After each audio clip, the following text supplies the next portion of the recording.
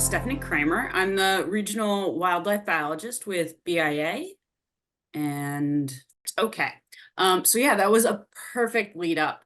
I'm gonna turn my video off just to save bandwidth. So that was a perfect lead off by Wendell about the NEPA process and how important it is. In the next 15 minutes, I'm gonna try to convince you that NEPA is an amazing tool for weed management and invasive species, and not just a painful documentation that you go through. Going forward, there we go. So just quick introduction first. Here is your regional kind of NEPA team at the BIA. This is our Department of Environmental and Cultural Resource Management. So just wanted to show you that we are all smiling people kind of behind the reviewing documents and here to assist. So this is, yeah, kind of the team that looks through NEPA and the BIA. And so what is NEPA? NEPA is the National Environmental Policy Act. It was passed by Congress in 1970. Again, I'm here to convince you that this is a very useful tool. It's not just a painful document to write, because really it's going through looking at productivity and enjoyable harmony between man and the environment. And we want to prevent damage to the environment and biosphere. And so, yeah, this is, you know, we're looking at good things in the environment and trying to balance and kind of document them.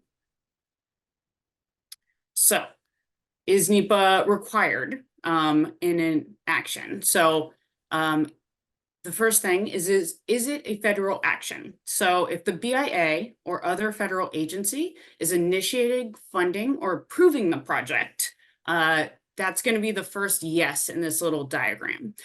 So then after that, we want to ask the question of, will the action affect the human environment?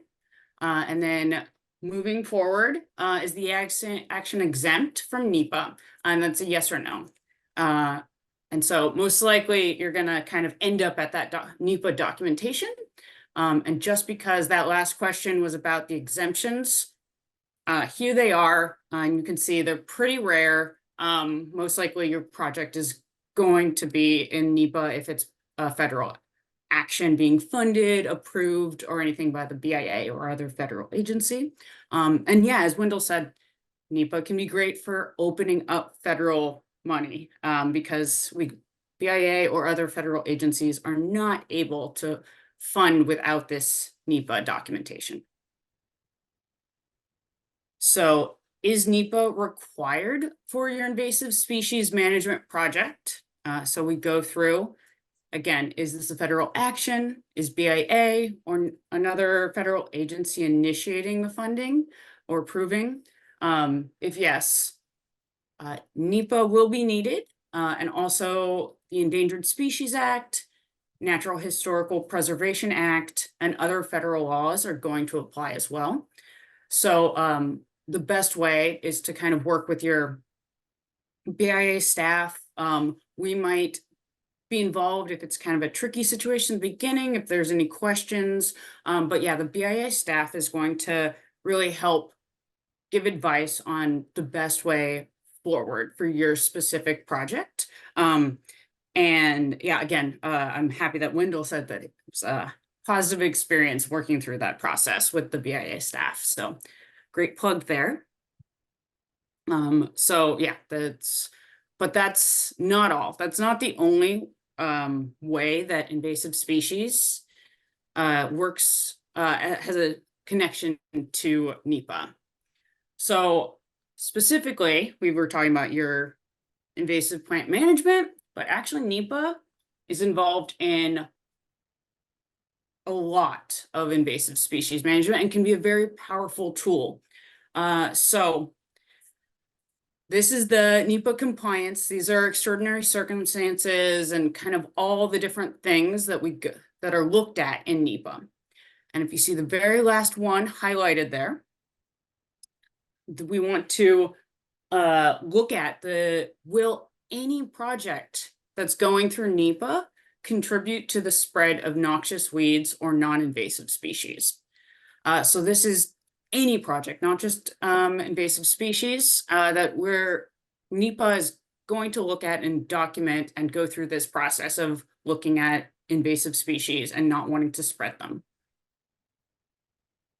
And so that ties together. There's a lot of different federal laws. This is the executive order that kind of really tied it together, and how the federal government is prioritizing invasive species management and control as an important part of federal laws. So we have NEPA and noxious weed management.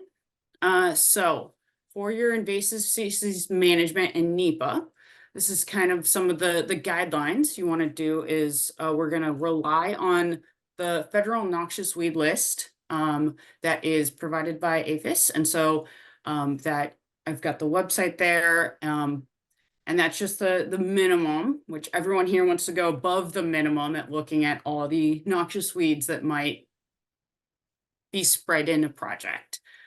So we're going to look at what invasive and noxious weeds there are. And in the NEPA process, we want to make determinations of the likelihood for introducing or spreading invasive species, and then look at measures to minimize their potential harm. And this is what we're doing as the federal agency responsible. So that's probably BIA or another federal agency is going to be doing this under NEPA. And all phases of the environmental process should be considered in terms of invasive species. So here is kind of an overview of what I mean, why we have it in all phases. So in the scoping, at the very beginning of the project, this is going to be initiating discussions with stakeholders. And even at that very first stage, we want to identify potential impacts from invasive species and possible prevention and control measures. So even if someone is just a stakeholder and they're providing input at the scoping phase, for concerned about invasive species being spread by a project, this is a great place to put it in your comments, is this discussion in the scoping part, so that from the very beginning, invasive species are thought about and looked at even in the planning stage. And so then in the NEPA analysis, so this is kind of when we're looking through and planning and writing out the documentation of the plan, we want to identify any invasive species that could do harm to native habitat within the project area. This may include mapping existing invasive populations. It may include surveying existing soils for invasive potential. And it should include the potential impact caused by construction on the spread of invasives. So this includes, looking at what kind of construction material is coming into the space, what kind of talking about like trucks, tires, all those different ways that we maybe are forgotten about in the actual project. So we want to look at every phase, including construction. And so we should also include in our NEPA analysis the preventative measures or eradication measures that are going to be implemented with this project. So this includes it could include kind of different conservation measures or best management practices of inspecting and cleaning construction equipment, ensuring the use of invasive-free mulches, topsoils, and seed mixes, eradication strategies to be deployed should invasion occur. So that goes back to the importance of monitoring and having a plan and having this plan thought out before the project even begins, just at the NEPA stage. We're still in the documentation. We still haven't funded anything. We're still making the plan. So yeah, that's kind of we want to include it in all stages of NEPA. And these are kind of just the different things that we want to look at in terms of invasive species. And I think it looks like I actually ran through this pretty quickly. So I don't know where I'm at in time in terms of if there's any questions.